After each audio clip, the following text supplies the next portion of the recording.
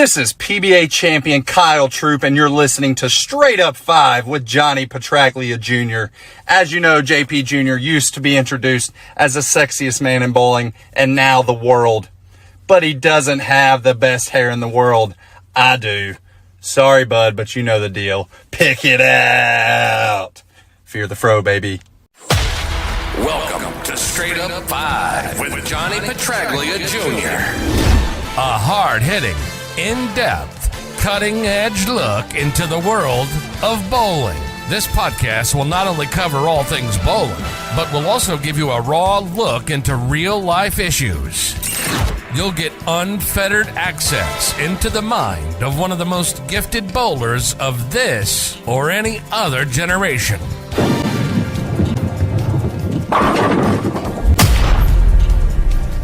So without further ado, let's introduce you to the hosts of the show. Rad Rob Francois. Dr. Ocho. And the incomparable Johnny Petraglia Jr.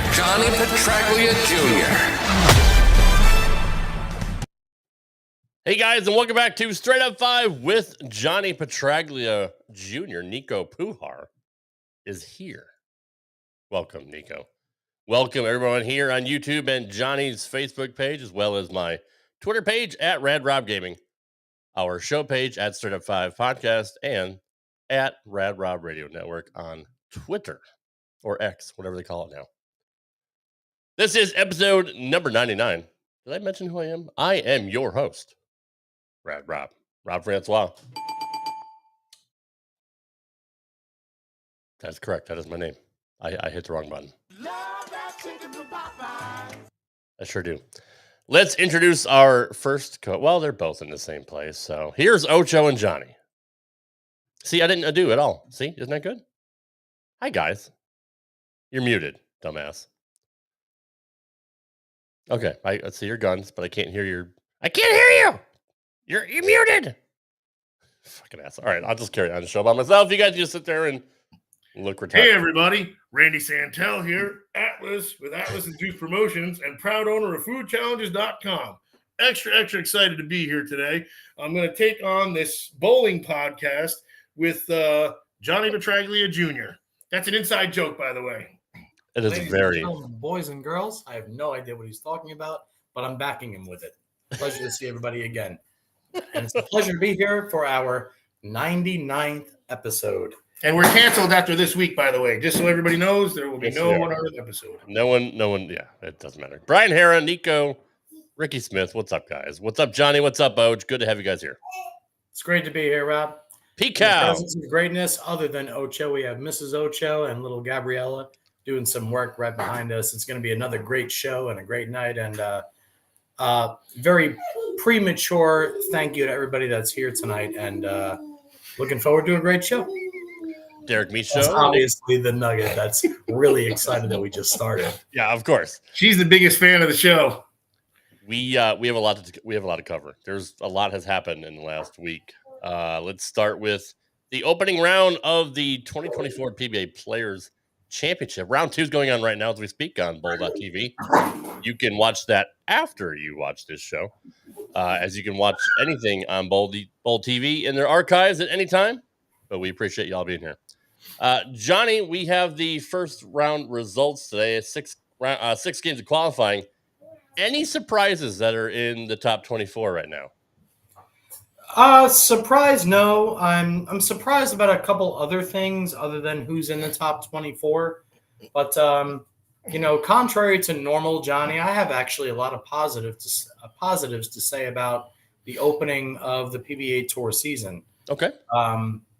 So whenever you want me to at least dive in to start the first convo, we may as well. Real quick, do you want your shirt to read forward or backward? Because I can change that to read forward. Yeah, let's do that. I mean, I was wondering who Reltuk was, but okay, that makes sense now. Okay. Reltuk. Yeah, well, that's from Braveheart. I wear the brand that sponsors me and the brand that I sponsor pretty much on every show. Can you switch seats though? Because him on the left really fucked me up. That's Nope. You need to persevere, Rob. You know what? I'm with Rob. Can you just put the shirt backwards again? Oh, criminy. Yeah, whatever you got to do. It just doesn't. All right, Rel Talk. Oh, by the way, hold on. As we speak here, I just got a notice from Popeyes. I'm just saying. Oh, shocking. Oh, excellent. New Shout out to Popeyes for watching the show. What do you have to do for 1,000 points at Popeyes? What is he? He's already done it. I mean, You have to sit in the drive-through line on Saturdays? You don't want to know. You don't want to know. I can't. It's a family show. It's a family show. I think just your medical doctor would be able to tell us, really, if that's a. You are my medical doctor, dumbass. No. I violated HIPAA because I told everybody. So I'm good with that. And I'm totally fine with that. I'm fine with the penalties. That's fair. Kucharski, Chad, is it Lush? Lushy? Is he Lush? Does he drink a lot, Johnny? He is not a Lush. He's a fantastic bowler. And we'll definitely dive into his run at Team USA trials at some point today, because it's a little bit more contradictory than what I would like to open with the Players Championship. And I feel like it should be brought to the light. I mean, again, I've never bowled Team USA trials, so I can't be partial one side or the other to the coin, but much like Jeff Riggles, I appreciate the stories involved with the selection committee when it comes to that. Troy already says we're doing a great show, so we're already in the good. Thank you, Troy. We loved you too, man. Have a great night. Thank you, Troy. We'll see you U.S. champ in the house. U.S. champ in the house. Nico says it's the first week I'm not sick. So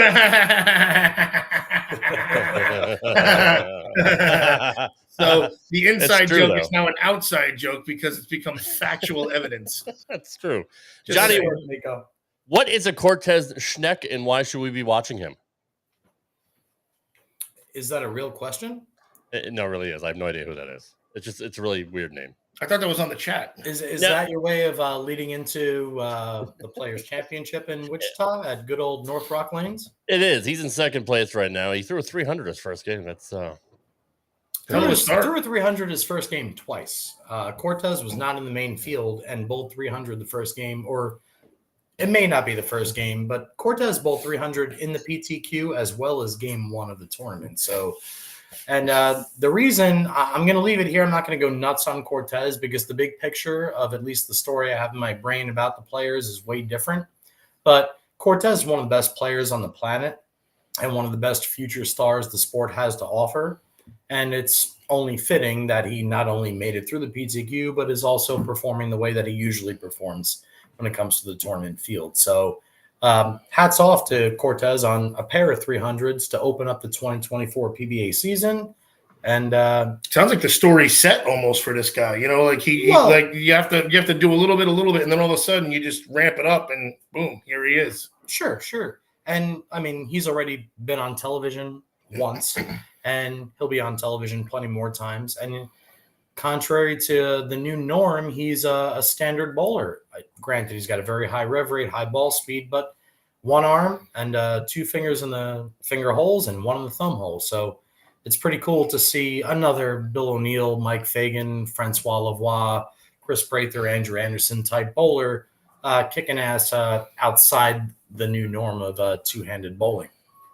No, But, I know who he is. it was a bad joke. That's what I do. That's my thing. It was there's a new definition. We call them Rob jokes. You sold it very well. I mean, Thank you. I definitely thought that it was a true question. So. I thought it was someone wrote in the chat. So Thank you so much. All right, so Johnny, what do you want to get into of what you've enjoyed so far for the start of the season?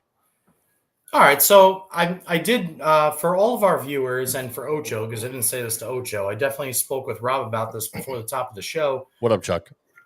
Contrary to normal Johnny P, I would like to talk about the pros that I see from the first round of qualifying heading into round 2 of qualifying. Sure. And the reason I want to visit the pros is a lot of times on this show, I go out of my way to identify the negatives. I try and figure out things that are wrong with bowling or ways to improve it and this and that. And I just wanted to give you all like 10 cents about what I felt about watching day 1 on Bowl TV, courtesy of Rob's account. And probably shouldn't say that too loud because we got the IP address vanisher. Don't worry. And you saying the negative stuff isn't on you. It's on everybody It's on us. It's on the chat as far as because we want improvement with it. So you're not talking negative in just because hey, here's bowling and this is what we have. It's how do we make it better and what's going on with it, and here's the issues why, and here's what needs to be improved. So that's kind of the nature of the show. So by all means, don't. I'm all for self-deprecation, but you're not a negative guy. You point out facts, and now you're going to point out other facts. Sure. Thank you. Mm. The first few things that I would like to point out, aside from the obvious, I'll get back to the 78 hardness urethane in a minute. But where I would like to start is, I know it's the Players Championship, so we have a major. It may be a retroactive major that was only introduced as a major title less than 10 years ago, or around 10 years ago when Parker won in 2013. So I do like the idea of the exemplary field. I like the idea of the PTQ. I like the idea of the points for predecessors to get into the tournament. I like all of that. I have been watching intently of what's really, really happening because I'm very curious to see how the season goes. We've had a lot of fantastic pros on the show. We've had Ryan Simonelli. We've had Marshall Ken. I mean, Jacob the list goes on and on of Danny. bowlers. I mean, we've had old timers, Danny Wiseman. I don't mean old timers, but like we've had this guy. We've had a mixture of plenty of guys on here. But Andrew Anderson's brother was on here the one time. Yes, that's right. correct. We did have Matt. Massey. Matt, that's terrible. No, that's great. That's actually Andrew Anderson's brother. Yeah, that's good. But job, here's what I want to say for the good first. First of all, so obviously the bowlers are competing in their second round of qualifying on day one in Wichita, following the PTQ, which warranted 20-something players to make it in, or 30-something players. So the players that should have made it in, which, by the way, I would like to send a couple kudos to the following names. David Haynes, who has not only been a mentor and a friend, but a brother for the 12 years that I lived in Vegas. So to see David Haynes make it is truly awesome to me, and I'm sure we'll see plenty more of him throughout the course of the year. But there's several other players in there that are in the main field at the Players Championship. And this year, the big question was, with the elimination of the Purple Hammer, forget the pitch black, and I'll mention Storm and Brunswick or Hammer or the Brands of Brunswick on this altogether. We eliminated the idea that the softer bowling balls were going to be what dictates who makes it to the top, right? And the coolest part for me, the first good thing I want to say is, if you look at the top 24, it's all different kinds of bowlers. We have lefties that curve it. We have righties that throw it straight. We have righties that curve it. We have two-handers. We have one-handers. We have thumb in. We have thumb out. We have all different kinds of bowlers. I love this bar. We have one-handers. We have two-handers. No thumbers and finger holders. You know the song by Toby Keith? Come on, I haven't. Sorry, dude. I was never heard it. Well, you know what I meant. I thought somebody would at least run with it. Go ahead. My bad. At least we don't have friends in low places. Oh, I get it. Like that it's guy. Not the right song. It's not the right song, but I was close. Sorry. The top 24 or top 32, or actually, let me open up my shit here and tell you how many. It's the top 24 that are included are all talented bowlers from every aspect of the game. I'm going to feed off of that, and I'm going to try and introduce this question to the public. And I talked to Stephanie about this earlier because she is always the first person that I talk to when it comes to something that's moderately controversial. This is the first year that purple urethanes or any soft hardness, anything is just not allowed in bowling. So coming in March, now that it's all public knowledge, is Brunswick, or the Brands of Brunswick, has released the 78 hardness Black Pearl Hammer urethane. Thank you, Rob. That was actually surprisingly amazingly quick, since I didn't say shit before the show started. But while we're looking at the picture, we virtually have a purple hammer here with a harder shell, same two-piece combination, same weight block, same everything. On the other side of this coin is we also have 78 hardness IQ, the red one, which is a solid. So let's just at least start here. We went from a pitch black to a 78 hardness IQ, both solids, and we went from a purple urethane hammer to a black pearl hammer with a little bit harder hardness. Brunswick and the brands of Brunswick decided to stick with the pearlization, and Storm decided to stick with the solid version of the two most successful urethane bowling balls in the history of bowling. Now, I will say this contrary to where I'm starting. It's very rare that in a field of 88 players that the 24th place guy is averaging 231 or is plus 217 through 7 games. Scores are astronomically high for a major. But the difference in games, as I said at the top of the show, displays a lot of different bowlers, which let me just name a few. We have BJ Moore atop the list, who BJ, we haven't seen in a while other than the Elias Cup. So great to see BJ atop the list. Followed by him, who is a standard high rev righty, we've got Packy Hanrahan at a two-handed lefty through 7 games. Followed by one of the best amateurs I've ever seen coming out of the Vegas area in TJ Rock, a standard right-hander. Followed by Cortez Schenk, Rookie of the Year, and Mitch Houpe to round out the top 5. This, again, guys, this is through 7 games. I may be a little bit behind on what I'm saying. But right behind them, you have Chris Prather, Tommy Jones, Darren Tang, Brandon Bonta, Team USA, Joe Grondin, and then here come the other lefties, Jesper Svensson, Graham Fa, followed by Chris Barnes, Marshall Kent, Elias Cup champion Frank Snodgrass, major champion Tom Smallwood, Chris Kelso, another lefty, Anthony Nair, and so on down the list. The game hasn't changed that much in the variety of what it offers to the game's elite. Contrary to the top of the leaderboard, Rob, and this is where I'll slow down because I know I'm already talking too much because, again, I have so much to say about this. And I really try and, shut my shit up. But every once in a while, the Italian East Coast comes out of me.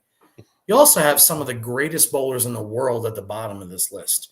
And I'm talking about former guest on our show, Ryan Simonelli. We have Michael Martell, runner-up at the USBC Masters last week. One of my dearest friends who I mentioned at the top of the show, David Haynes. Ronnie Russell, Francois Lavoie, and Andrew Anderson comprise 6 of the 8 guys at the bottom. And Butters in 75th.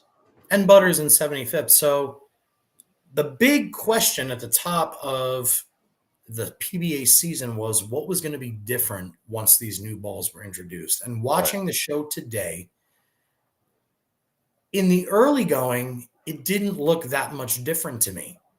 The guys who were precise, like a Francois Lavoie, still had a chance. Now, granted, when I watched the first 6 games, I would say 75% of the bowlers I watched comprise of throwing either the new Black Hammer or the new 78 UIQ. Legit. The few balls that I distinctly remember being thrown down the lane that were resin bowling balls were Sean Rash, who bowled fantastic today, throwing a Tour Dynamics. I watched Tim Foy switch to a Mindset and move in and bowl 6 consecutive 220-plus games after a horrible opening game. Yeah. It's available to everybody. So I'm going to give kudos to Start in the respect that I think the elimination of these softer urethane bowling balls allowed the integrity of the pattern to stay stable for a little bit longer. Right. I thought that was really, really, really cool to watch in the early going. Very similar to, the urethane eras in the late 80s when Amleto Monticelli and Pete Weber were the guys to beat because they could figure out a way to manipulate the urethane ball for the pattern they were bowling on, as opposed to guys like Tom Milton and Bob Hanley and guys like that who were kind of stuck in one zone. Brian Voss was probably the equivalent to, say, a David Ozio in that time where he could get, we'll call it left of the 4th hour or right of the 2nd. Del Ballard is another one. Another prime example of the guy who's mimicking what's happening now. So what I definitely want to start the show with here is simply by saying that I'm enjoying the integrity of the game with the addition of the harder urethane bowling balls. Do I personally think the scoring pace has changed? No. Do I personally think it's elevated or demeaned a certain player in any means? No, I certainly don't. The biggest thing that I've noticed so far is that everybody's more so on a level playing field to start the event. And from there, whoever makes the best adjustments or the best moves is going to come out on top. Very similar to the day of the PBA in the late 80s and early 90s. Right. Feed off that or bring me some comments, Rob. Let's start here because I'm definitely going to feed in the other direction like I normally do, but this is very important to me because I'm at a point in my life at the ripe old age of 39 where I know I'm not good enough to beat those guys, but I know at some point I was with a trick. But right now, we're kind of falling back into not only who's got the best look to start, but who makes the best and most precise moves at the right times. Typically, Yeah. Simo and Belmo. Correct. Which is funny to see them towards the bottom after the first round, but it looks like Belmo's starting to make a run. He's up to 38th. But, I mean, you have somebody who's consistent right now, which is Packy. Packy had a great first round, and after 8 games, he's in second place. Now, a lot of people gave him a lot of crap last year for just being Mr. Purple Hammer. Well, now that he's not using that, he's in second place at a major right now. So if he stays consistent, let's just say he makes the step ladder, will he get any respect at all? Because right now, I don't think he gets the respect that he deserves. He will. Respect is earned over time. I'm sure that if Pete Weber's last name wasn't Weber in his first few years on tour, we'll talk from like the age of 17 to 22, then nobody would have looked at him either. I mean, or nobody would have looked at Chris Barnes if he wasn't like all-star of the year every single year at Wichita. Right. I mean, that's going to come with time. But from the introductory standpoint of the event, I like the variety in the top 24. Absolutely. Yeah. I will. Ryan Barnes is bowling very, very well. And Ryan's right outside. Well, he was right outside the number. But here brings me to. Right, sorry, Rob. Go ahead. So he's in 12th right now. His dad's in 20th. So they're above the cut right now. Oh wow, he's a two-hander, right? He must have had a couple of huge games this set. If we're talking about Ryan Barnes, wrong button. He's a two-hander, right? Yes, he is. 278, 238, 280 were his last 3 games. Oh, then okay. So he's obviously figured it out this second set. Yeah. Now I will give you my last 10 cents. And I promise I'll make it shorter than my intro here. No, you're fine. Because I respect and love a lot of things that Ryan Schaefer has to say, and he wrote something on social media earlier that I saw it. That made sense to me because I was thinking about it prior to him writing it. And then Danny Wiseman, another one of our shows, our guests on the show, also commented. They both said the same exact thing that I messaged to Steph earlier. I said, scores are a little high for a major. And what I mean by that is there's 88 bowlers in the main field, and 24th place after the first 6 games was averaging 231. Yeah. So let's call it 186 over at a 231 average, which means almost 35% of your field throughout 6 games of the event is averaging 8 out of 12 strikes a game. That's a lot. And normally it'd be about a 200 average or something for or maybe 210-ish. Well, let's call it 215. Let's call the old U.S. Well, Open. I was going to say, I was thinking of the U.S. Open flat pattern, but that's even a more brutal thing. So whatever, Let me just throw something out real quick. Up normally, it's a very shot-making thing in play. Be smart, make your spares. Let me just throw something out real quick. Out of 88 bowlers, 5 of them are in the minus. Right. And 3 of the guys under are sensational bowlers. Yeah. We all know how I feel about Michael Martell, but when it comes to his bowling talent, he's second to none. He's a fantastic player. He gives more heart and devotion than anybody I really know. Agreed. To see him go 100 under doesn't make sense to me, especially when there's lefties that are 200, 250 over. Yeah. What was I about to say before you? I was going to say you're talking about the so many people being at 231. It was at 231. It's a little too high. The pattern in this case, if you've taken away the element of the trick bowling ball, the scoring pace for this event is a little too high. This is It's been a little bit too high in a lot of events over the course of the last 10 years. We've seen astronomical qualifying numbers at the Tournament of Champions, especially when it was held at Red Rock, Right. Where the high-speed, high-rev guys really just dominated the competition. But in an event like this, they look like it's hard to go high. If anything, the only problem the bowlers have to face this week is if they leak it a little bit too wide, but it always gets to the headpin. Yeah. You see a random 5-count PBA washout here and there, but most of the time, when they miss out, let's call it a 210 maybe, or, we'll call it 2 boards at the 280 or arrow, something. so it equates to 4 boards down lane. They're leaving them 2-8-10 as a righty, 3-7-9 as a lefty. I can't believe I got that right, by the way. You did. It was sensational. But they're a little bit easy. But then again, the Players Championship, since the new inception of the PBA, has always been a little bit easy. The lanes have always been a little bit softer. You're introducing the guys to the new season. You want everybody to start the season on the right foot. You want the guys to be willing to go out there and compete every week because they've earned the opportunity to be there every single week. Right. I'm enjoying, as much as I hate when scores are astronomically high, I'm enjoying so far what's happening between the bowling ball transition, the display of different players on the lanes. I kind of like what's going on so far. Och, Rob, you guys go for a minute. I feel like you would hate it if it was a house shot, but you like it that it's a pro shot, so it makes sense. And there has to be, transition. There has to be adjustments. They're figuring it out pretty clearly. So, I mean, you still got to hit the pocket, and they still got to go down. I mean, we get it. These guys are with their high rev rates and all that.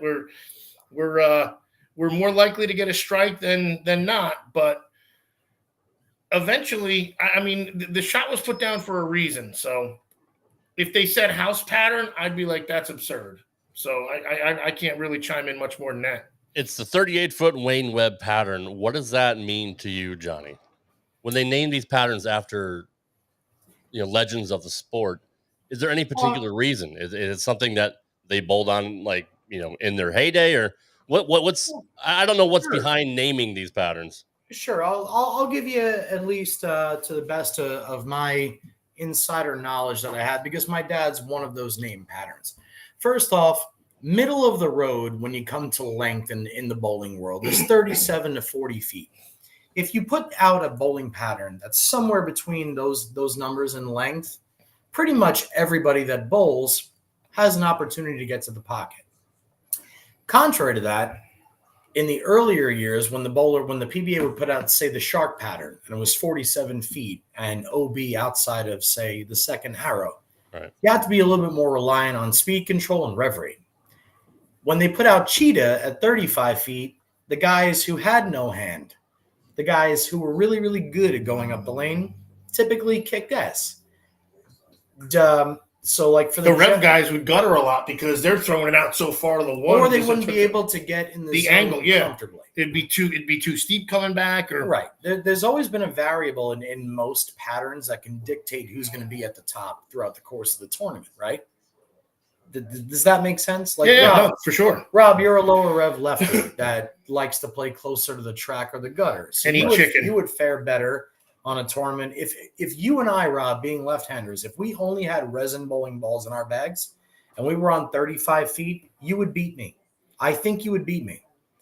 If I had a plastic or you'd have ball, to put your thumb in the ball or something like that. You'd have to, I get but it. if we bowled on 45 feet, I could beat you with my eyes closed. The same Right. way you could probably beat me with your eyes closed on a short if I don't have the right tools. Hang right? on real quick, though.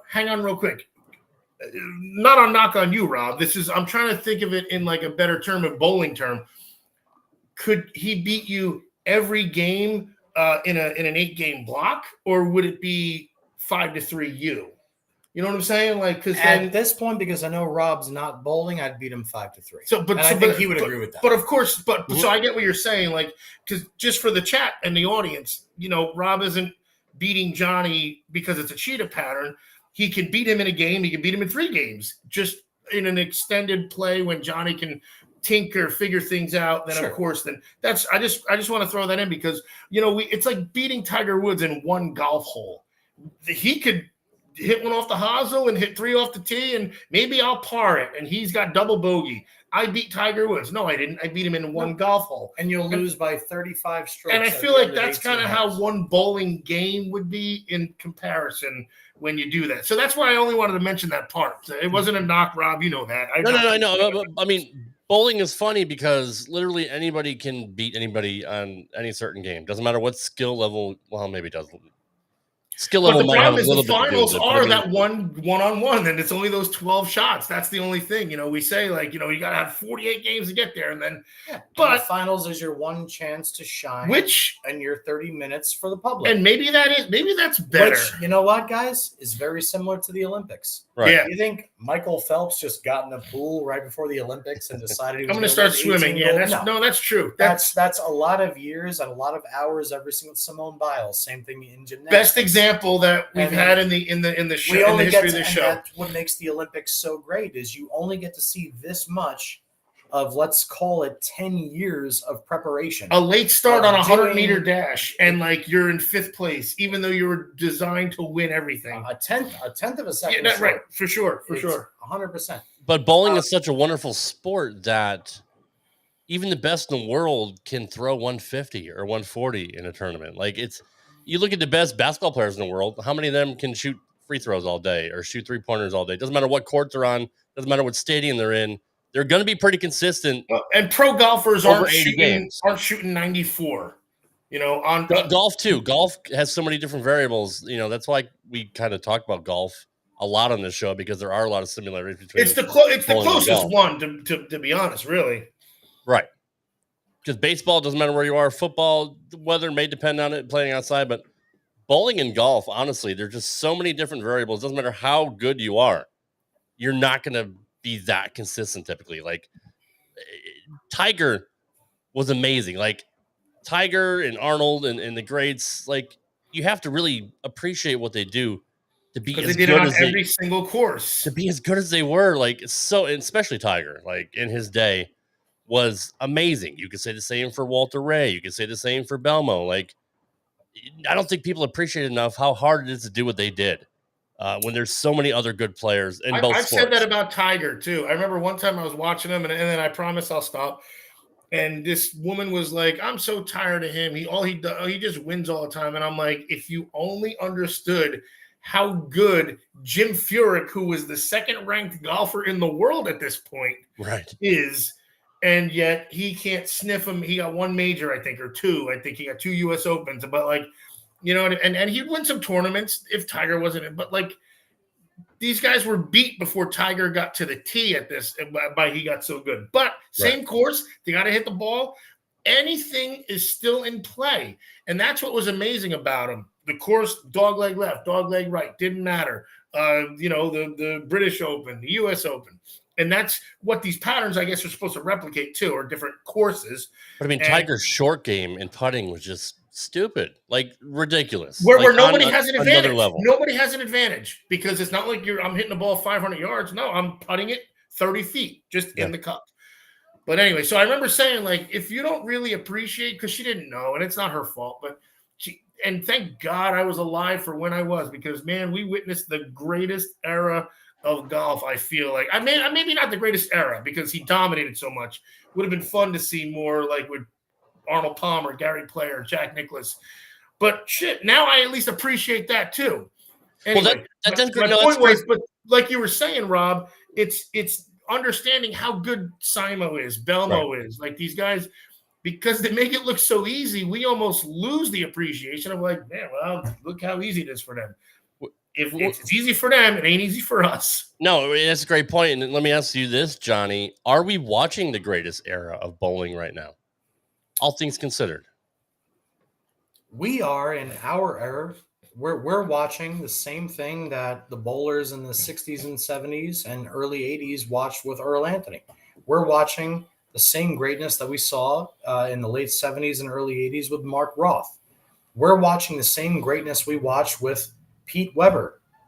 We're watching the same greatness as Walter Ray winning Bowler of the Decade multiple times. Our generation has been privileged to watch a lot of greats. We caught the best of the sport. end, and then the middle, and then we caught the best of the new. The same exact way Right. If you talk to my dad, who's almost 80, if you ask my dad about Duke Snyder or Sandy Koufax or Babe Ruth or Lou Gehrig or Joe DiMaggio or Mickey Mantle, there's going to be people that say, yeah, well, Mickey Mantle can't hit the ball as far as Aaron Judge and blah, blah, blah, blah, and all this stuff. Like, everybody always wants to cross generations. There's no reason to. Right. Like, isn't it cool that every generation has a batch of bowlers that are just a little bit better? And then the guys that stand the test of time, that show through their longevity and their commitment to the game, that they could just kick anybody's ass all the time. Right. Larry Stella just mentioned Marshall Holman and Wayne Webb. Another two prime examples where they would have been even better or even more well-known. Wayne Webb, respectfully, if Wayne Webb didn't grow up around guys like Earl and Roth and Albee and Cook, he would have won 10 more titles. Yeah. If Wayne, I love you to death. If Wayne didn't love slot machines or move to Vegas, I definitely understand that too. His career would have been longer. Marshall Holman. If Marshall Holman, respectfully, one of the greatest bowlers of all time, going to say it out loud, if Marshall didn't suck on television, he would have won more than 22 times on television. Absolutely. Marshall made 188 shows. He won 20. It's not a very, very good ratio. And these are two of the greatest bowlers the sport's ever seen. Walter A. Williams Jr. has made it public knowledge that his goal in bowling is to have more wins than seconds. His goal in bowling is to win more than he loses. That's hard to do. I mean, that's no shit. So I hate crossing eras when it comes to the greatest. Am I personally watching the greatest thing since sliced bread in the bowling world and Jason Belmonte? 100%. There's always something innovative too. 100% behind Parker Bone every time he throws the ball? Yes. Do I want to throw it like either of them? No. I want to throw it like Jason Couch. Right. He has half the titles that Parker has and will probably have half the titles that Jason has or that Belmo has. Larry said David Ozio too. Another guy, David Ozio 100%. and Voss. Do I want to look like David Ozio? Yes. But do I want to win as much as Mike Albee? Even more, yes. Sure. Right. This goes any way, any which way you want. Going back real quick, what I was trying to say about what Ryan Schaefer said earlier, which is what I 1,000% agree with. Yeah. And that's how you know that Jean P is here in full force, mentally, capacity. Let's go. Love it. Is this. I agree that there should be a little bit more of an emphasis on shot making in the majors. And with the introduction of the new hardness urethane, which is not going to eliminate oil in the front of the lane. It's not going to make down lane as tight. It's going to allow big balls to be in play around the track area. It's going to allow for different types of games to work. I mean, it's kind of cool. I'm going to give you a prime example. I personally think Ryan Simonelli is one of the best lefties the game's ever seen. Do I think he's a little nuts? Yes, sure I do. I'm allowed to say that. He's one of my closest friends. I know nothing about Graham Fa, but I know that they're both extremely talented bowlers representing two different countries. But I know that Graham beat Ryan by like 25 pins a game today. I'm not 100% sure why. I'm not 100% sure why Brandon Runk beat Michael Martell by 25 pins a game today. Right. I'm also not 1,000% sure how Cortez Schenk bowled back-to-back 300s to open the PTQ and the first qualifying round. But guys like, I don't know, Tom Smallwood and Ronnie Russell are bowling 160. I thought that was kind of intriguing. Yeah, same here. Man, I'm going off it right now, but obviously y'all can tell I'm really into like the bowling season, and I'm really excited it's back. But me too. The one thing to take away before we feed into the next thing here, Rob, is this. The elimination of the purple hammer has not deterred any professional bowler from throwing urethane. 75% of the balls I saw go down the lane today were the 78U IQ and the 78U black hammer. Like I said, I saw Darren Tang throwing resin. I saw Sean Rash kicking ass throwing a Tour Dynamics. I saw Tim Foy bail his ass out after a 160 throwing a mindset. I saw Anthony Lavery Spar go to a mindset. Like I see the opportunity for resin balls to be there without having to jump completely into a different zone. So I'm not a hater of the new rule for the tour conditions. I am a hater that the condition's a little too soft. That said, Rob, I swear to God, I'm sorry. The last part about this is they are at North Rock Lanes in Wichita, Kansas, which, for those of you who don't know, is one of the highest scoring, best carrying centers in the United States. It's also where Mike Albee defeated David Ozio 300-279. Rhino Ari versus a Power Torque, 1993, Wichita, Kansas. Tied for the highest scoring match of all time with Bob Learn and my dad at the Flagship Open in 96. Like I said, I had a lot of shit to talk about today, with all due respect. I know you do.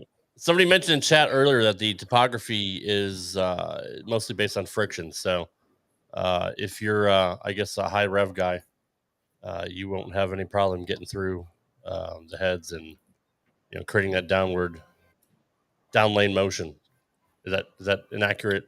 Yeah, I mean, it's no secret that in the sport of bowling, that if you have power and accuracy, you have an edge over the field. Doesn't matter if you're one-handed or two-handed. You're going to strike more. And as long as you're not a horrible spare shooter, if you strike more, you usually have at least a little bit of an edge on the competition. So,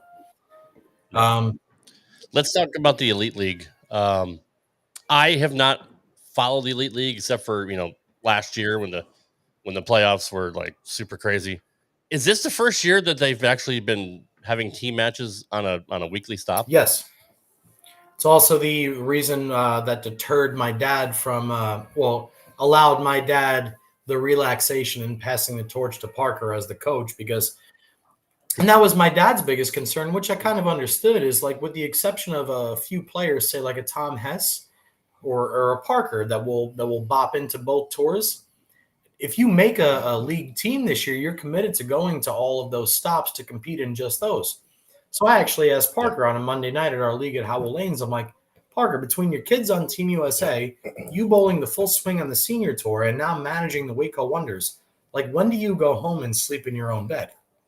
And he kind of chuckled at that, which was the main reason my dad's like, I'm fucking 76. I don't want to go to Indiana and 3 games here and do this, or wherever it may be. I hope that it's one of the quietest, most silenced things that we have going in the PBA. The league is accepted worldwide. Like, people love it. And I hope that they keep building on it, because imagine if we find 3 or 4 more places like, say, Portland, Maine. I mean, it'd be awesome. Right. But it's definitely going to change things. It's definitely going to put a little bit more emphasis on shot making weekly. Shit, I bowled horrible this week, but maybe I have a chance to do something for my team. And at the end of the day, it's an extra paycheck for the guys and the coaches that have teams. So true. And I like it because I can't hold my bladder anymore. I'm going to give this to Oach for like 5 minutes. It's just number 1, so it's like 7 minutes. I'll be right back. But I do like it that it's an actual league now, not just a week worth of games or whatever. Like, it's literally going to be a weekly, a real league. I don't know why they called it the league to begin with. If it was only like, a few days or a week of bowling, Ocho. I don't know if Nicole, happy birthday, Nicole. Welcome to the show.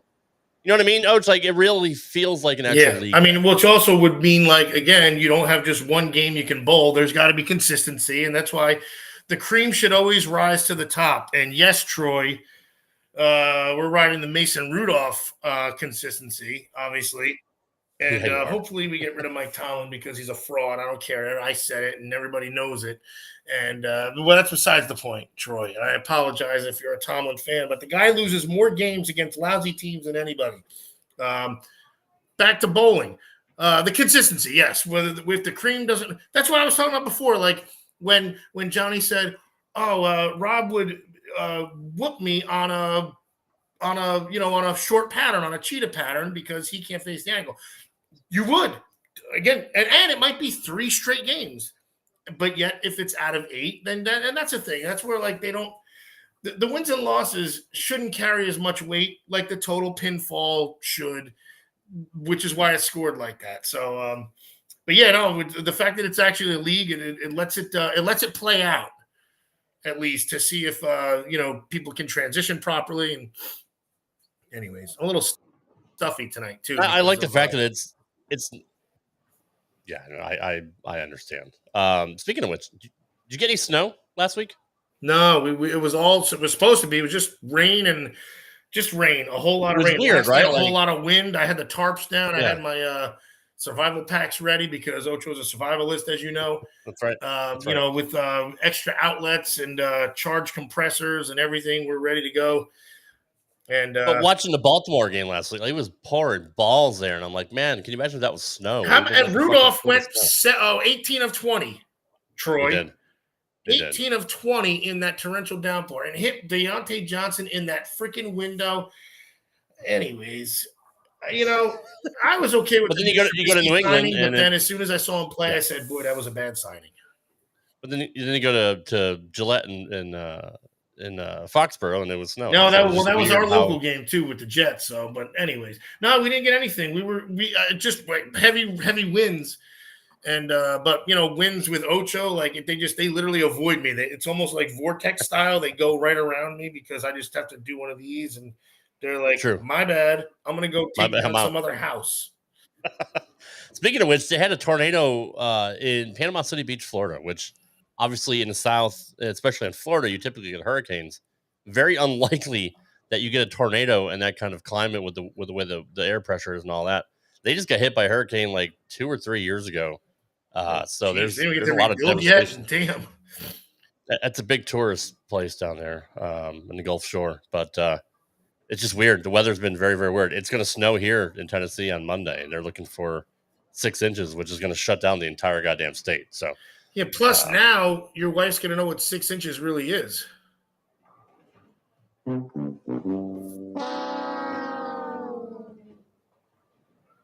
meant to do that. Sorry, wrong button. Getting back to the league, I like the fact that it is in more than one house, so we don't have to. It's not just Portland, Maine.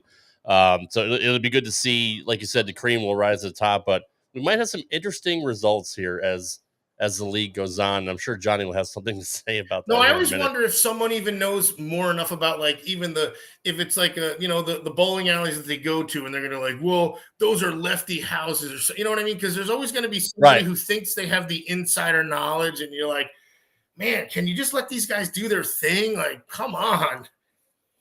Like, the stigma's bad enough, but like, I feel like that's the one thing that has to be broken.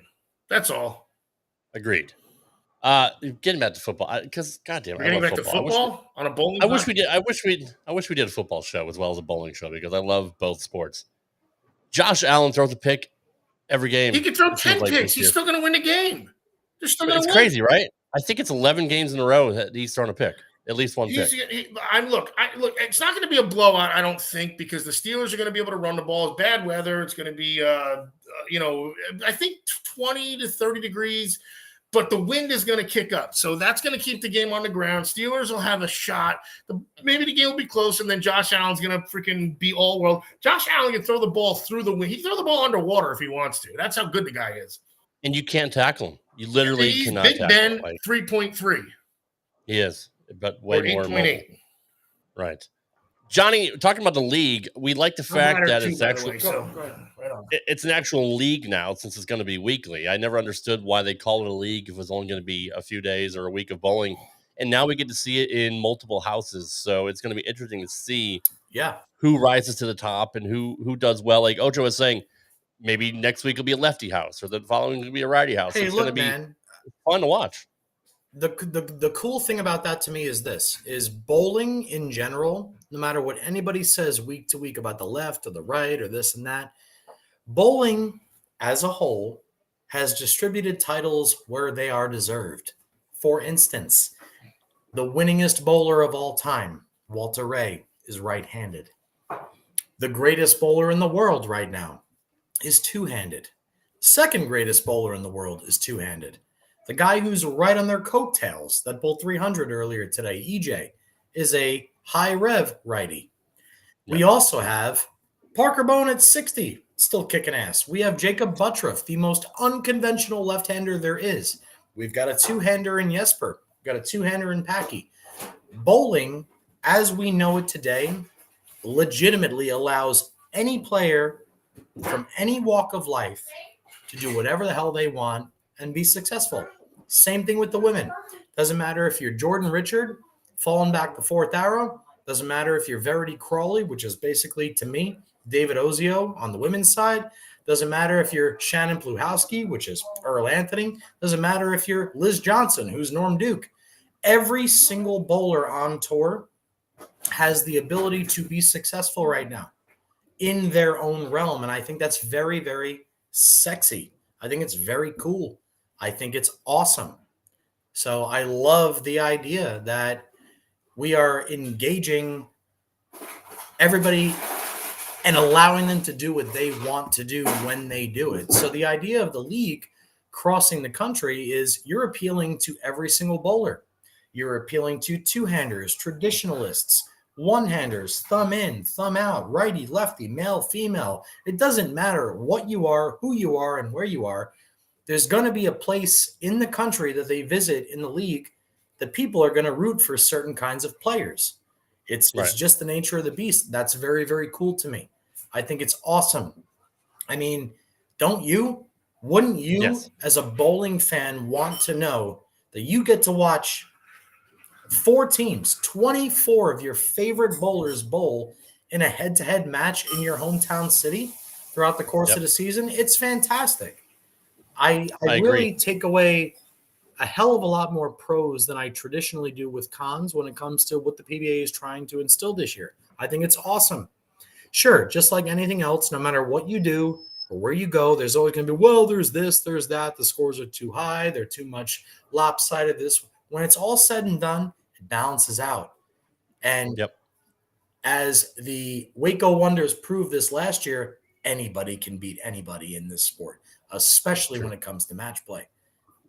I mean, go back to a couple of the PTQ winners. Go back to Rhino Page being one of the highest point getters when he wasn't even exempt, or Sean Rash establishing his Hall of Fame career by winning out of the PTQ. Like, this is the time where people that are still aspiring to be the giants in the sport, this is the time they can do it, because the game that we're in right now allows everybody to play to their strengths.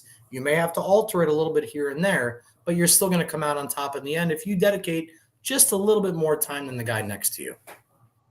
Are you worried about the bowlers that are both in the tournaments and the league getting burnout from bowling too much?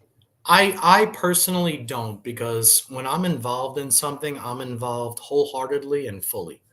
So, like, if you were to say to me, hey, John, the next time you go to the gym, you can't go there unless you bench 285 instead of 265.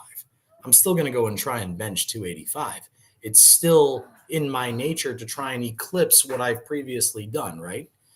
Mm-hmm. If I'm Cortez Shank, for a perfect example, since we're on this kick, if I'm Cortez, like, if God isn't telling you to go kick ass the entire year because you bowled 2 300s the first week of the season, then I don't know what other sign you need.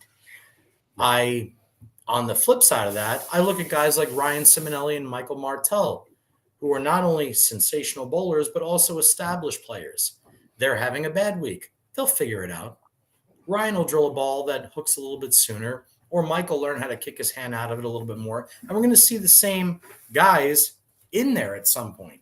I really, really like the direction this season is taking, especially for the simple fact that we have no idea who's going to be on top at the end. This is no longer a Belmo, EJ, and Anthony Wash. That's where we were going before, Rob. The cream will rise to the top, but like there has to be that playing field where nobody can say, well, it's only going to be because of them. It's only going to be because of them. So hopefully, go ahead. That was just a thing when you were in the restroom. Why would nobody tell me something's on my face? What's on your face? Yeah, I got it right. Looks like you're still beautiful. You're still beautiful. It doesn't matter. Yeah, it probably made you better. Absolutely. I agree. Not even fair. Yeah. Go ahead, Rob. I was going to jump into the Hammer stuff because that's a big deal too, of the 3 new releases that are creating a lot of buzz from a lot of people. And Hammer is actually doing a great job of advertising this stuff as well. I got to give them credit. They're actually all over Twitter and social media, which is something bowling doesn't do enough. But I do want to ask you, let me put this up on the screen. This is what got put in one of the Facebook groups ahead of the official announcement from Hammer. It was leaked that the 3.0 is coming out.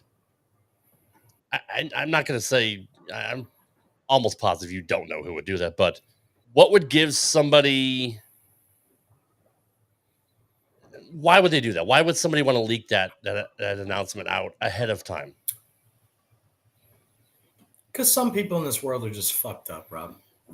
I got nothing else to say. I mean, That's you're welcomed. You're welcomed into a community to represent the brand. Like they went out of their way to offer you something that they didn't offer. Let's just say 100,000 other people. You know, just to throw out a number. Maybe it's only 10,000 people. Who gives a shit? The same way, who gives a shit if you're bowling on TV for a $10,000 bonus or a $100,000 bonus? You're still trying to strike on the 12th shot, right?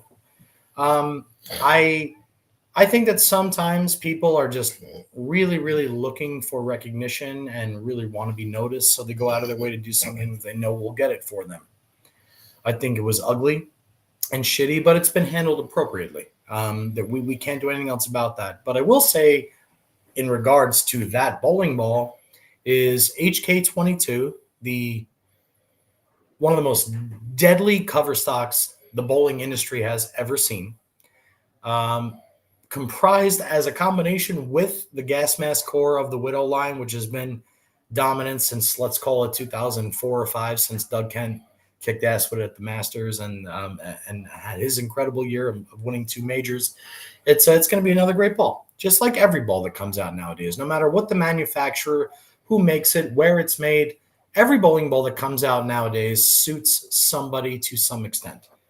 Let's just say, for the sake of argument, that Brandon Bone is the prime candidate to throw the Black Widow 3.0. Maybe his violent collision from DV8 is a little bit too angular. Well, guess what? Brandon Bone can throw the ball 22 miles an hour and just needs a ball to make its move 2 feet sooner. Right. We have an app for that. We have this for that. There are so many tools available to the greatest players in the world right now that, like we said from the start of the show, we have no idea who's going to kick ass this year. Now, typically what happens in a PBA league season is through the first few weeks, we start noticing a trend in the way lanes break down. We start understanding who's going to be there at the top every single week, who's going to do this, who's going to do that. That is still yet to be seen. We have no idea if, let's say, I'm going to pull a name out of that, Frank Snodgrass, because earlier today when I watched Frankie bowl 230, 270 to open up, but Frankie was using the new black urethane, playing, typically his A game where he was during the Elias Cup, somewhere between 5 and 10, and playing urethane, playing the first half of the lane. Speaking of which, he's eighth right now after 9 Will games. he be able to do that in 3 or 4 different venues with 3 or 4 different oil patterns? I don't know. The same way we don't know if BJ Moore, a traditionalist with a lot of hand and like one of the most beautiful games we've ever seen, I don't know if he's going to out-average the field by 15 pins a game and average 260 every week. But what we do have is the idea that any kind of game can be the winner this year. Kind of like football. I heard you guys talking about football when I was in the bathroom. I don't know if the Dolphins or the Bills or the Ravens or the Niners or the Packers, for fuck's sake, or the Buccaneers, the Steelers. I have no idea who's going to win the Super Bowl. I hope the Cowboys don't. I really like, that's the only thing I hope, but I have no idea who's going to win. And it's kind of like that in bowling this year. The playing field has been leveled enough, but is similar enough that the Titans are still going to be there, but there's going to be a lot of people right outside the usual names that you're used to hearing that are going to kick some ass. They're knocking on the door, basically like, all right, one false move, and then we're taking over some of these spots here. Heck yeah. It's fucked up that Tampa Bay has a home game for winning the division, but have a horrible one. I think Philly leaned over that game to just play Tampa in the freaking first round too, but whatever. Yeah, Philly playing as horrible as they are, they're pretty much getting a bye when they play Tampa. But it's just funny that they won the division at what? 9-8, I think they went. What's funny and also not funny to me is that the Jaguars missed the playoffs. Great for me. And I kind of really feel bad for Simonelli here because I know he's a diehard Jags fan. Sorry. And I'm a big Trevor Lawrence fan, and I certainly love the uniforms. If he wasn't hurt, they would have destroyed them. When he slammed that ground after he hurt himself, man, we knew in that moment. So, again, like, I guess, Rob, I know we've reached the hour mark somehow. No, I don't. We're good. If you're good, I'm good. I am happy with the PBA right now. I think the scores are too high for a major. Going back to Schaefer and Wiseman's convo on social media, I think they're a little bit too easy, but they're also a little bit confusing for a lot of bowlers. Right. And it's going to be a matter of who figures it out the fastest this year. And it's kind of cool to watch. Getting back to the hammer releases, what do you know about this ball? So anything that has a low flare stamp on it from the EBI brands, which is now Brunswick, is always good for me. Starting with Bill O'Neill winning, I believe it was 2013 when he was throwing the Arson low flare in the specialized lanes that they put up in South Point prior to the arena being built. Any symmetrical solid that says low flare will typically not change direction as aggressively, but still have the length of, say, a lower end ball. This benefits certain kinds of bowlers. It benefits softer ball speeds. It benefits seniors. It benefits ladies. It benefits any bowler who doesn't want to see that boomerang jackknife type reaction down lane, but also allows a bowler to still play to their strengths and not worry about a ball puking too early, say if it has too much of a shell. Mm-hmm. That's the most exciting ball, at least to me, because remember, I'm back home now, so I spend a lot of time with Dad. And Dad, at the ripe old age of 76 and having a hard time staying under it and having a hard time with ball speed, I look for this ball to be a monster for seniors, women, and high rev players. Yeah. Real quick, because this is something I was thinking about as far as amateurs go. No, your dad is not an amateur, but what is this? Amateur hour. No, I need you here. More soda. Hang on. Right on. Okay, so just grabbing soda. How do you drill a ball properly then? Can you drill it for the bad effects of somebody being on top of the ball or risk collapsing and not I was thinking about it just at league at when some of the guys that kind of spike the ball or something like that, well, how do you drill the ball for them? Because how do you know what it's going to do?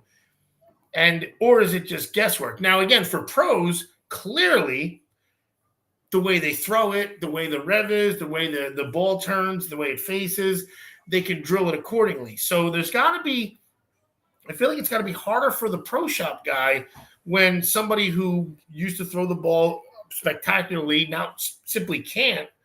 Like getting hybrid clubs, like getting hybrid irons, I guess, almost. I'm trying to think. So is there a way to have to drill it specifically for them too? Sure. Or do they have it's just all right, well, I want the weight block to turn at this point, and then this is how we do it kind of thing? Because I know nothing about this. Zero. So this is a great question, especially for our ball drillers in the chat.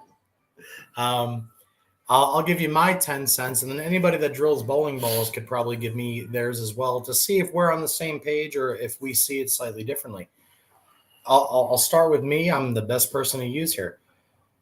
Since going to no thumb, I have a very high rev rate and softer ball speed. So typically, I'm forced to move way in on the pattern, whether it dictates it or not. If the pattern says play the second or third arrow, I'm still playing the third or fourth arrow. It's annoying. It's the reason why I struggle half the time that I bowl in half the events, or I'm forced to use, say, urethane or plastic. Similar to, say, a Jesper, who's just accepted the fact that if he throws urethane, he's better than when he throws resin. And that's been made pretty obvious through the way that he approaches the game. But what I'll do is I will try and mellow out bowling balls through the drilling based off of my positive axis point and my vertical axis line. So, for instance, let's say a 1-inch pin. And what I mean by a 1-inch pin, for those of you who don't drill bowling balls, I know what a 1-inch pin is, by the way. Your axis point. Oh, never mind. I'm bowling. Your axis point. In other words, the part of the bowling ball that stares at you when you let it go that you can't see in the first few revs. If you move the pin or the dot on the bowling ball, the big dot, close to your axis point, you're stabilizing the weight block. What you're doing is you're forcing the ball to stand up quicker and remove the angularity down lane. So it'll more like roll out, I guess, towards the end, or just go a little straighter, obviously, more end over end. Exactly. It'll be more rolly, and it'll make its change in direction. That doesn't mean a bad throw. It just means it's very forward roll type, and as opposed to sweepy. And Chris Barnes has made a career out of throwing bowling balls that first guy I thought of. Don't hook down lane. You know, it's not rocket science. So if you can still play to your strength while using a piece of equipment that disallows the craziness of the angularity on, say, sensitive patterns, or you eliminate the sensitivity from that bowling ball, you can control a lane front to back, which is the main goal on the PBA Tour. Nobody on the PBA Tour plays the lane east to west anymore, or west to east. They play it north to south or south to north, whichever way you want to go. They're using equipment that slows down lane. Sean Rash. I keep bringing up Sean because I watched him intently today. Is that even the right word? I watched him. Did great. Yes. I watched him throw a Tour Dynamics from Rotogrip, which I know is a ball that hugs the front part of the lane. But Sean was able to use that ball in a part of the lane that you saw the guys throwing the new, harder urethane bowling balls. Sean was able to play to his strength and stay up the back in straight Wichita style and somehow make it to 8th place in a field where, it looked like if you didn't have a urethane ball in your arsenal, you had no chance, right? Sean figured out a way to do it, and which is what we talked about a couple shows ago when we had Ryan on here, and Ryan was excited about the higher hardness in the urethane. It brings everybody from north-south and brings them kind of closer to the equator. It allows for the true talent of the bowler to stand out just a little bit more than the motion of the which is what we're asking for, too. That was the premise of this show. And it also eliminates the dictation of the lane beds and the change in the oil pattern from the balls that are soaking up all of the head oil. Right. It's like I've said it 3 times today. I'll say it one more time. It allows every bowler to play to their strengths. So from here, the guys that are the most confident, the guys who are making the best shots and the best talent, are going to be the guys that you see at the forefront throughout the course of the year. You may see 1 or 2 here and there that, like, out of nowhere, it's like, holy shit, this was their year. You may see that. I promise you may see it. But I promise you, for the most part this year, you're going to see the legends of the last few years, the studs of the last few years, and you're going to see a couple, like, no surprise guys doing some work here as well. You know how I always mentioned the plastic ball tournament, which I don't even think they have anymore, and like that was where your dad, like, just you guys were you I think you finished like 1 position ahead or behind your dad the one year, like, and it was like 8th and 9th, something, I don't want to say stupid, something like, because it was, here's your ball, the variables are there, you got to create it this way, and make the ball do the work.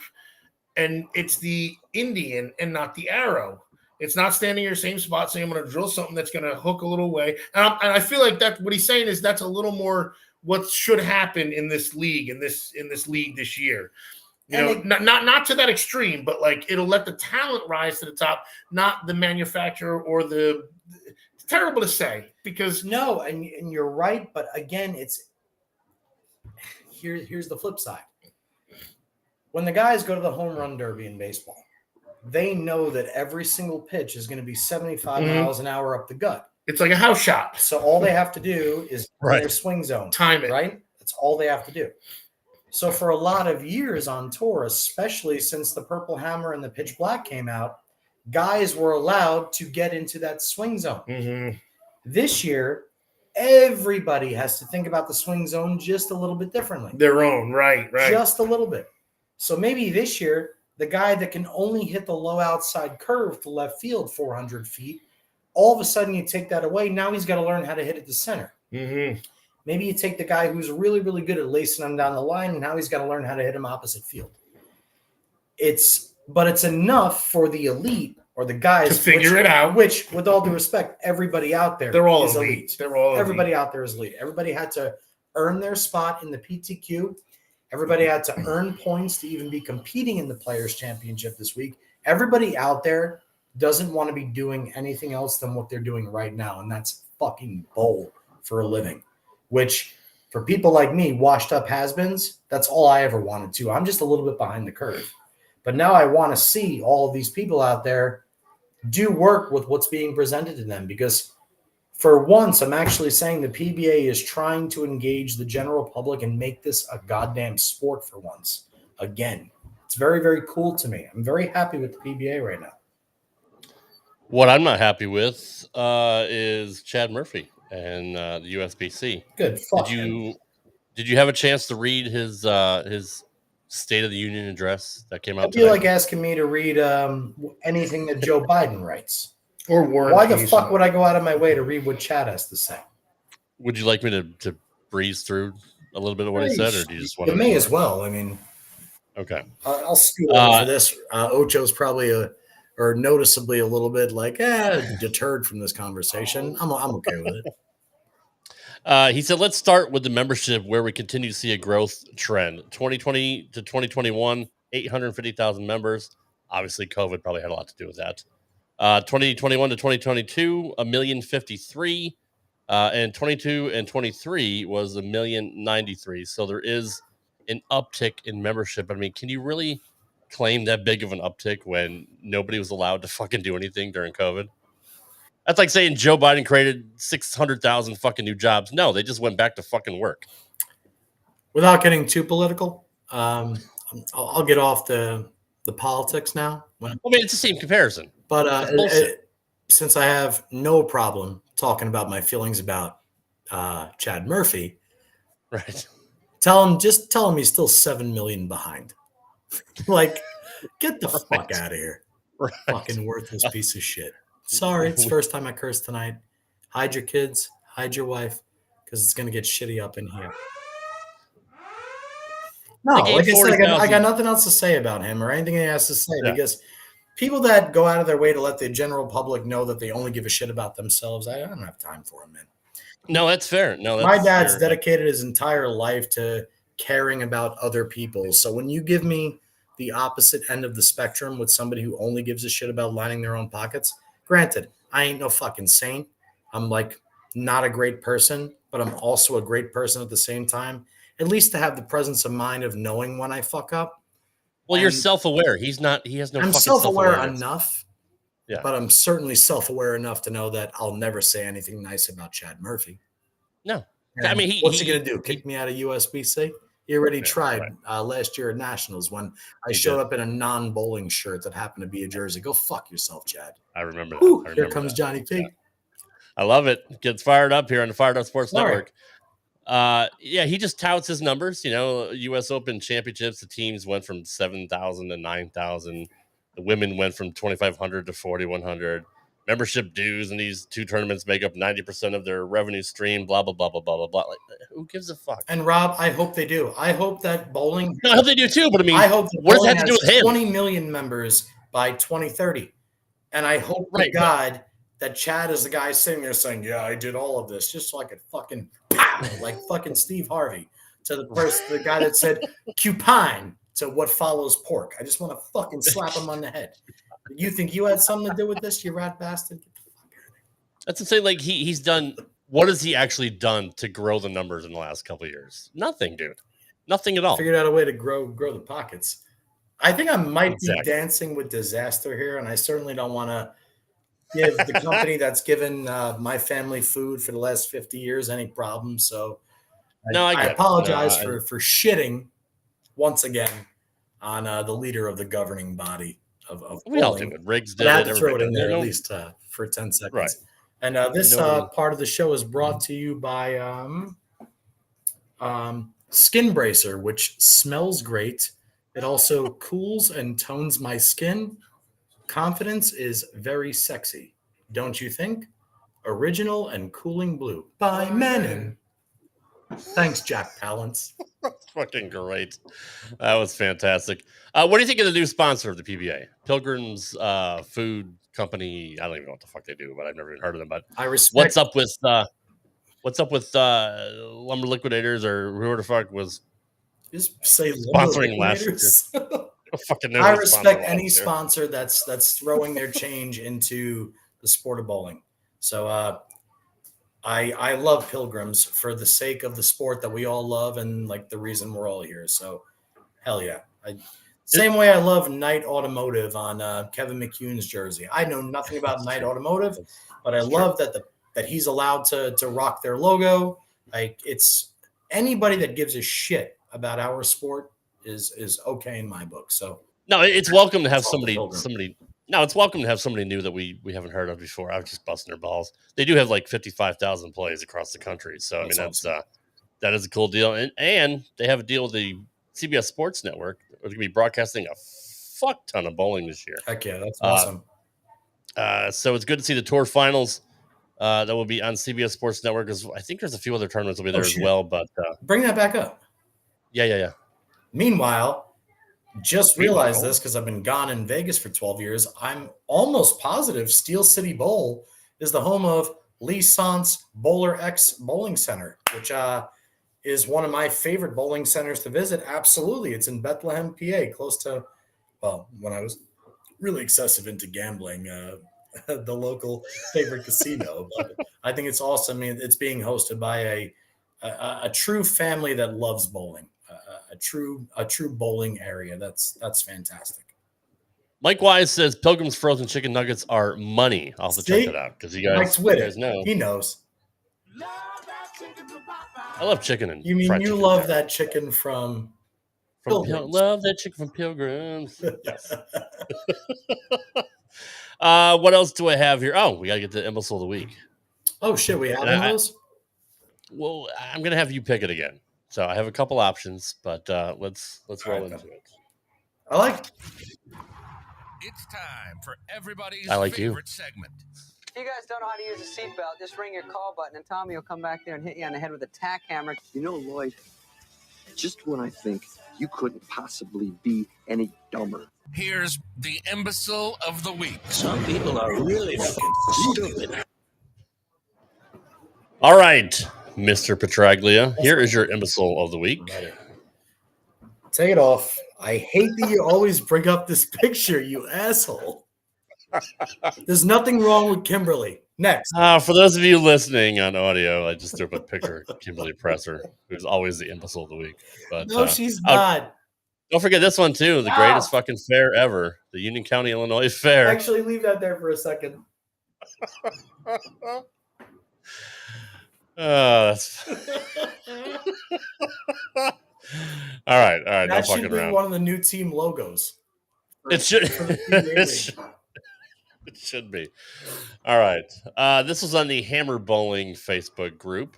Okay. Does anyone actually know the true meaning of overseas release?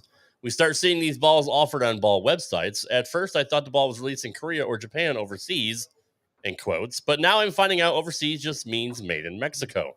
I got 2 overseas balls last month, the Gold Pearl Widow and the Red Pearl Ocean Vibe. Received both, and both said made in Mexico. I talked to an experienced ball driller and pro shop owner who said overseas means only made in Mexico and just another way to move more bowling balls. Someone else said it was first released in Korea. I don't believe that, so if anyone can confirm it, it just means made in Mexico or true meaning. I would appreciate that for further knowledge. Thanks to all. That's not that's the pretext there. Okay. I'm not calling him the imbecile of the week. He actually has a legitimate question. Yes. You would actually know a lot about that as well. But so before we get into one of the assholes that commented on that thread, what does overseas mean? As we know, 99% of equipment that we get here in the States is made in Mexico. But do you know what the true meaning of overseas release is? I know what it used to mean. Again, I've been out of the game at a professional level for a very long time, but typically what overseas bowling balls meant was, before I even tell you, I'll just give you examples. Mika Koivuniemi and Osku Palermo and guys like that have a distinct game. Osku throws the ball very hard. Mika lofts the ball very, very much. Typically overseas, they're not used to as new lane beds as we have out here. They're usually a little bit more beat up, a little less oil. Well, the heads hook a little bit more. So typically, bowling balls that are introduced for overseas play hook less overall. Whether it's changing direction down lane, whether it's shell in the front part of the lane, doesn't matter. Typically, overseas balls hook less than the U.S. That's it. That's like, to my knowledge, that's it. That's fair. Because I have seen them on Bowler's Mart, where they claim overseas release. There's nothing wrong with them, Rob. I mean, dude, Yeah. if my entire arsenal could be overseas, please give it to me. Give me a Right. rubber LT, a couple plastic balls, a purple hammer, a black pearl hammer, and the rest overseas. That way I don't have to play the fifth Arrowhead League every night. I mean, Well, Johnny, you can just go to bowlersmart.com and you can pick up any. I could. Not a sponsor. Not a sponsor, So but let's that's okay. get to the comment and question. All right, go ahead. Show me Oh, the wrong one. comment. There we go.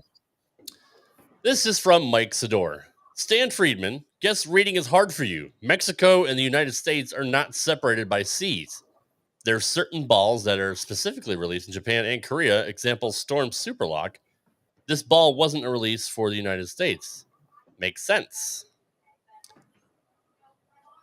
While I appreciate I do appreciate, him answering the question, but did he have to be a douchebag about it? Hi, Stan. Guess reading this is hard for you. Already hate Mike Sidor, so I'll start there, even though he's a Ginzo just like me, so I have actually no problem saying I fucking hate you already.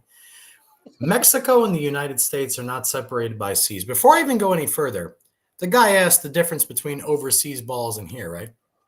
Correct. Okay, so the first thing I'm going to say is Mike decided to read what he felt like reading and decided to say that Brunswick bowling balls, or the brands of Brunswick, are manufactured in Mexico and are then transported to the United States. Correct. So Mike is already giving his 10 cents on something that has nothing to do with the question, which is the first fucking problem in not only our sport, but life in general. People think they're smart, read what they only want to read, and then decide to respond on what they feel is correct based off their own knowledge. Because everybody out here thinks they're fucking Einstein instead of accepting the fact that they're not and trying to learn from the shit that they're listening to. Mike, overseas bowling balls, we're not talking about when Brunswick manufactures their products in Mexico. We're talking about the bowling balls that are distributed specifically to countries that aren't here. We're talking about Japan. We're talking about Malaysia. We're talking about the United Arab Emirates. We're talking about Bahrain. We're talking about Australia. We're talking about the bowling balls that don't exist here in the States unless you specifically order them from a manufacturer or a massive corporation like a Bowler's Mart. So you're already an asshole. It's the first thing I'm going to say. Now, going to there are certain balls specifically released in Japan and Korea. Example, the Storm Superlock. This ball wasn't made for the United States. Makes sense? Had you opened with that, had you started with that and said, hey, Stan, there's balls that are specifically released in Japan and Korea. For instance, the Superlock. It wasn't released in the US. Makes sense? Now you are moderately answering the question that Mike had. But Mike's question was, what the fuck makes the balls different? What makes them different? He didn't say the fucking name. He said, what is the difference between international sold bowling balls and here? And the truth of the matter is to my knowledge, and I'm basing this off of facts, I'm going back to like when they made Tour Edition speed zones with different pins, or when Brunswick released the Comfort Zone, or when Storm releases Phase 10, even though we're only up to Phase 5 in the States. They're building balls designed to combat the lane conditions of the countries they're being distributed in, for the most part. So in Japan, every once in a while, a player will go in there and say, "Let's stay on the lock line." Dude, I love the snap lock, but they don't say it like this. Oh, I want the snap lock.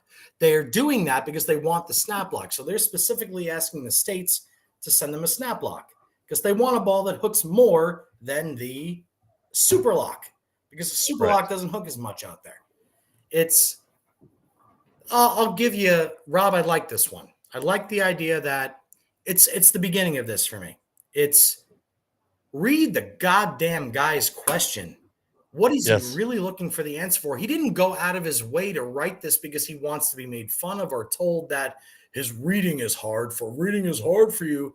Don't be such a fucking dick, Mike Sador. The guy is asking a fucking dead serious question that I'm sure 50% of our listeners didn't know the answer to until I said it. And it's not like it's the bowling science forum where there's a bunch of fucking knuckleheads in there, right? It's the fucking hammer group where you It's a typically real have. question. It's And it's a real good question because who knows? Who knows? If you're not involved in the game, who knows? Like, Yeah. I love baseball, but I don't know if a Marucci bat goes further than a Louisville bat. I don't know if a fucking Easton bat. I don't know if an Easton Reflex from 1997 has more ping than a fucking red line from TPX in 1998. I would have to ask somebody. So imagine me going up and saying, my kid is an all-star in high school, and he's really looking at this Louisville red line. He used to have a connection, but he wants this red line. It would be like this asshole saying, hey, John, guess reading is hard for you, but the Reflex is a composite bat and doesn't have a recessed gut to it. Thanks so much, Mike. Thanks for answering a question that I already fucking didn't know the answer to. And now you've given me more information I don't know about. It's ugly. It's shitty. I could talk about assholes like this all day. I'm sorry. I'm still going. No, it's fair. Here's the other comment I want to put in there. We got to hurry. I've been blabbering for an hour and a half now. I know. I'm pretty sure we're going to go with this guy, but this has honorable mention here all over it. This is the same thread. James Griffith says, Flacco is only a temp because of his age. Maybe one more year? Motherfucker didn't know what post he was on, apparently. I like James Griffith. Okay, you know who he is? I'm not going to shit on James Griffith because I grew up confusingly. Okay. My dad's two closest friends in the world outside of bowling are Jerome Bettis from the Pittsburgh Steelers and very close with Bill Cowher, but he was also the best man at Jim Mueller's wedding, who was the announcer for the Cleveland Browns. So my dad, I grew up as a Jet fan locally, but I also rooted for the Browns and the Steelers. And then when I married Andrea, my ex-wife, I went to college in Youngstown, Ohio. So I was an hour from Pittsburgh and an hour from Cleveland. And when I got there and said that I rooted for both teams, that was a big no-no there. It's like rooting for the Yankees and the Red Sox. You just don't do it. But I like that Joe Flacco is quarterbacking the Browns, and I'm the biggest Browns fan ever. So maybe one more year would be good enough by me, James. I'd love to see the Browns make it to the Super Bowl, let alone win it. I think it'd be awesome. So James has a pass. The first guy can kiss my ass. Well, it's official then. The imbecile of the week is Mike Sidor. Congratulations. You win nothing. You're just an asshole. You're not as big of an asshole as Doc Sullivan, obviously, because he can go fuck himself. Doc. Uh, Where's Troy? Troy said it earlier in the chat. He said F Doc Sullivan, like right when we started. But congratulations, Mike Sidor. You are this week's imbecile of the week. Johnny, what are you looking forward to as we come up here to our first telecast this coming weekend? I love bowling, Rob. Always have. I'm excited to watch the best in the world on TV again. Honestly, it always reincarnates a little spark in me. It makes me want to dig a little bit harder, even for local tournaments. It makes me want to be a better bowler, and bowling is such a huge part of my life and always has been. I want to see some names of yesteryear kick some ass this year. I'd like to see a little bit more camaraderie. I want to see a little bit more, like a little this year. And I think that it's going to happen this year. I still stand behind the idea that the only thing that's going to change with the elimination of the soft urethane is the back ends won't tighten up as quick. And when they do, just know how to fix it the same way you did with the old urethane. Do you think that the new black hammer will react the same as the purple? Is it the same type? No, it can't. It's harder. It'll try and make the same change in direction, but it won't happen in the same spot that it did. You'll see a lot more flat 7s and flat 10s.